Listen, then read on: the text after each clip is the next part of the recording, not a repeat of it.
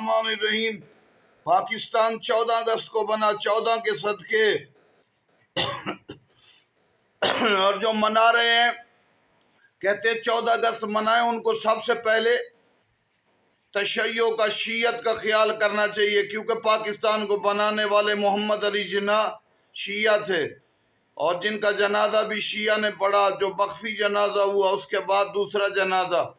مسلمانوں نے جنازے کو چھپانے کی کوشش تو کی، لیکن قائد اعظم کے جنازے میں علم نظر آیا۔